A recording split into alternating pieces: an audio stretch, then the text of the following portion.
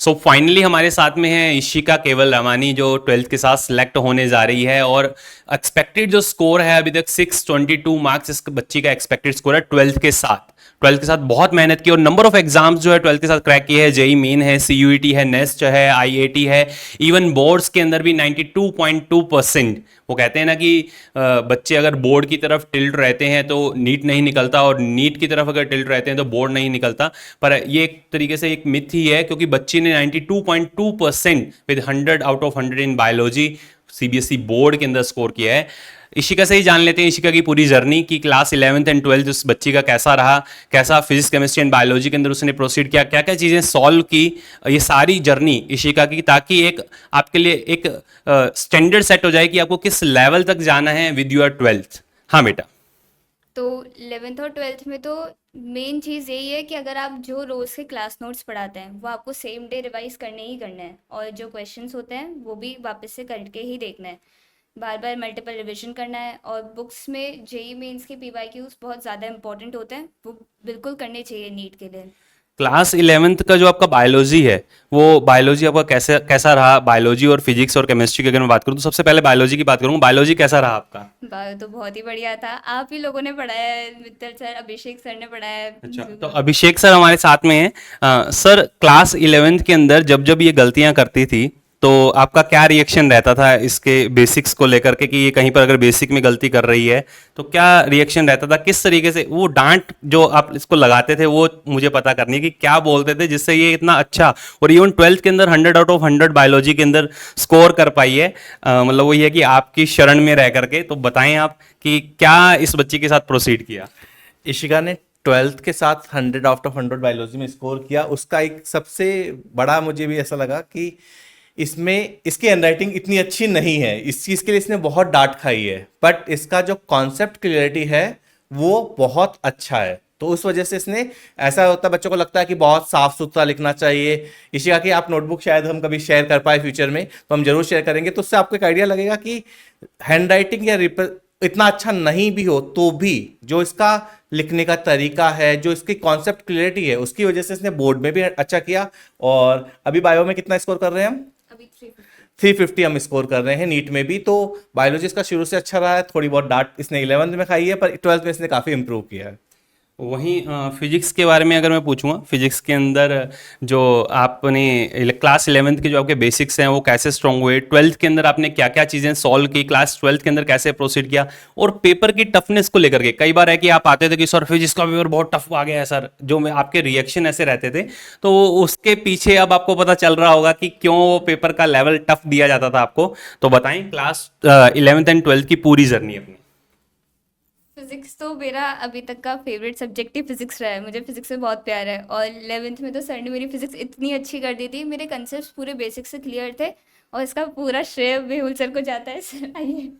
Mehul sir से बच्चे ने क्लास 11th के अंदर बहुत अच्छे से हर एक चीज़ जो है पढ़ी है, बेसिक्स क्लियर हुए हैं। और मतलब मेहुल सर ने कभी आपको डांटा हो, कभी मतलब पेपर का लेवल टफ आने पर आप सर के पास गए हो? सर आप बताएं कि कई बार मेरे पास आती थी कि सर मेहुल सर ने सही नहीं किया, सर बायो के अंदर तो सही स्कोर आ रहा है पर मेरा फिजिक्स में नहीं आ रहा। अब आपको पता चल रहा होगा कि फिजिक्स का वो लेवल देने के पीछे रीज़न क्या था। सर बताएं इसकी जर्नी, आप बताएं, आपसे ये बच्चे 11th एंड 12th पढ़ी है अच्छे से, तो क्या क्या इसके जिग जैक्स रहे, आप बेटर जानते हैं फिजिक्स में। नहीं बिल्कुल सर, पहले तो मैं कहना चाहूँगा कॉन्ग्रेचुलेशंस। तो बच्चों की मेहनत सबसे पहले होती है, टीचर तो हम लोग सेकेंडरी हैं, हम सिर्फ गाइड करते हैं। बच्चों की मेहनत सबसे ज़्यादा इंपॉर्टेंट है, लेकिन तब मज़ा आता है जब इशिका जैसे स्टूडेंट्स अपने को मिलते हैं। तो इशिका ने बहुत मेहनत करी और स्टार्टिंग से मतलब अच्छा था, बहुत मेहनत भी करती थी। क्लास में एक्टिव रहना, रेगुलरली क्लास में आना और रेगुलरली अपने डाउट क्लियर करवाना। और हम जो बोलते हैं, टीचर ने जो बोल दिया है उसको मान लेना कि भाई हाँ सर ने बोला है तो ऐसा अपने वो करना ही है। अदरवाइज क्या होता है, कई बार स्टूडेंट अपना कि सर ऐसा क्यों नहीं करें, हम ये कर लेते हैं वो कर लेते हैं। तो जो हम उन्हें बताया इसको, जैसे जैसे मैं सारा बताता था, हमेशा ये फॉलो करती थी। स्टार्ट 11th से ही एकदम एकदम सिंसियर रहती थी। क्लास 1 से मुझे याद है, क्लास 1 से मैंने जो जो काम दिया वो सारा का सारा करके आई, रेगुलर अपडेट रही। ठीक है, जो जो चीज़ें दी, क्वेश्चन में थोड़े हाई लेवल करा देता था, बच्चे अगर समझ में आता है बच्चों को। हमको ये ध्यान रहना चाहिए कि भाई अगर टीचर क्लास में कुछ करा रहा है, हमको पहले ही बता दें डिफिकल्ट है, तो बच्चों के थोड़ा दिमाग में ऐसी चीज़ें आ जाती हैं। लेकिन अगर बच्चे को समझ में आ रहा है, हम तो एज ए टीचर आप जानते हैं सर, अपन कोई चीज़ पढ़ाते हैं तो बच्चों के हाव भाव देख के समझ में आ जाता है। तो अपन ऐसे ही पढ़ाते हैं बच्चों की, भाई अगर डिफिकल्ट चीज़ भी उसको नहीं बताते हैं, उनको पढ़ा देते हैं, अगर उनको डाइजेस्ट हो रहा है तो इशिका को सब डाइजेस्ट होता था, सब पचा लेती थी ये। तो सारी चीज़ें इसको पढ़ाई हैं, जेई मेन से लेके एडवांस लेवल तक के क्वेश्चन सारी चीज़ें कराई और बहुत अच्छे से इसने ग्रैस्प किया है, तो बहुत बढ़िया इसने परफॉर्म किया है।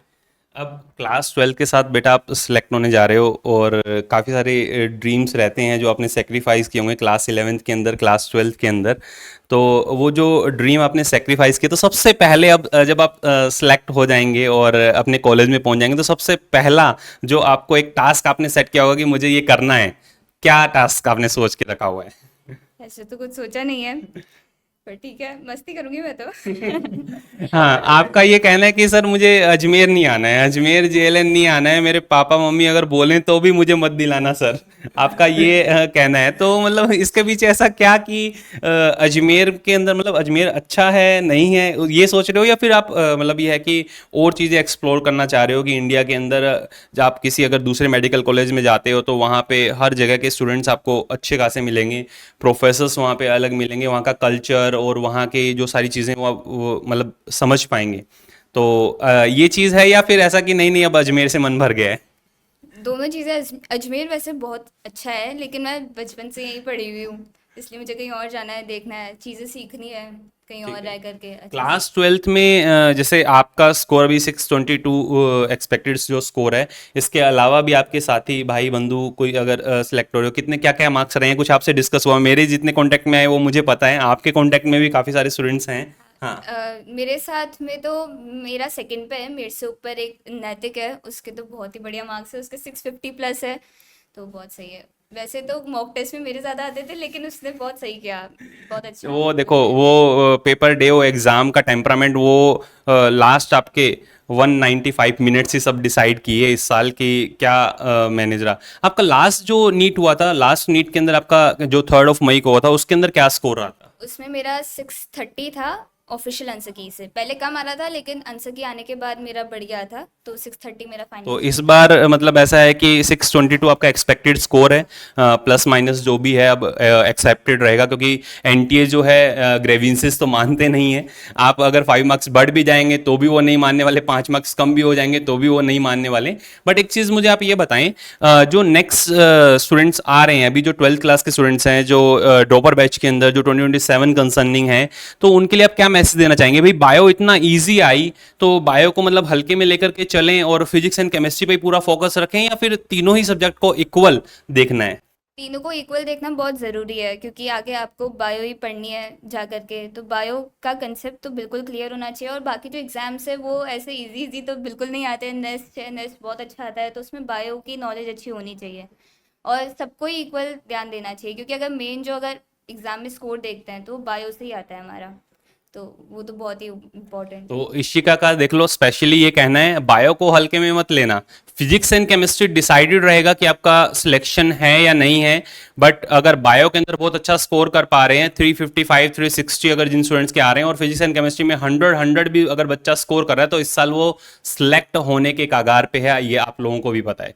तो फिजिक्स एंड केमिस्ट्री और बायोलॉजी तीनों को इक्वल आप लेकर के चलें, प्लस 3 मई का अगर जिसको ऐसा लगता है कि नहीं सर बायो तो ईजी आएगा अगले साल, तो 3 मई के पेपर को भी एक बार देख लेना, वो भी एनटीए ने ही सेट किया था। नो डाउट वो लीक हो गया, पर वो भी एनटीए ने ही सेट किया था। 2016 2017 और जो प्रीवियस पेपर्स हैं, एक बार उनको अच्छे से आप देख लीजिएगा, क्योंकि काफी सारे स्टूडेंट्स आए थे कि सर बायो तो अब ईजी है, हमारा फोकस फिजिक्स एंड केमिस्ट्री पे रहेगा, बट बायो में जब क्वेश्चंस गलत होने को आते हैं तो फिर दिक्कत करते हैं, वो फिर पता नहीं रहता कि 5 10 15 20 लगातार, और फिर बच्चा जो है परेशान होता है।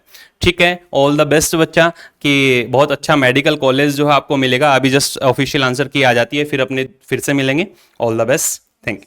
सो फाइनली आपने सभी स्टूडेंट्स के रिव्यूज सुन लिए हैं। आपको बताता हूँ, नया बैच जो स्टार्ट होने जा रहा है वो 29 जून को स्टार्ट होने जा रहा है, मंडे को। इसी तरह के इंपॉर्टेंट कॉन्सेप्ट्स जो आपके बिल्डअप हमें करने हैं, चाहे वो फिजिक्स हो, केमिस्ट्री हो, बायोलॉजी हो, बायोलॉजी का पेपर चाहे कितना भी लेंदी आ जाए, फिजिक्स एंड केमिस्ट्री का पेपर चाहे कितना भी टफ आ जाए, आप उस पेपर को क्रैक कर पाएंगे। 2027 के अंदर अगर आप नीट एग्जाम देना चाह रहे हैं तो उसके लिए ये बैच आपके लिए बिल्कुल सूटेबल है।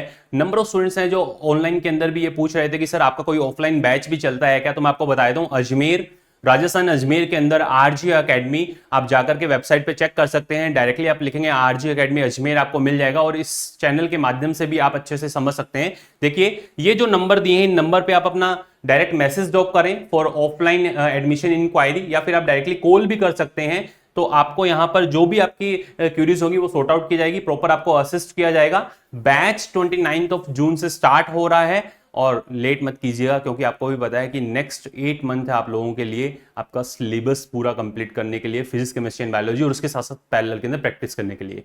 तो ये एक सिंगल स्टूडेंट था, ऐसे नंबर ऑफ स्टूडेंट्स हैं जिनके रिव्यूज अपने 1 by 1 अच्छे से लेंगे। I am waiting for you. All the best to all of you. Love you all. Thank you.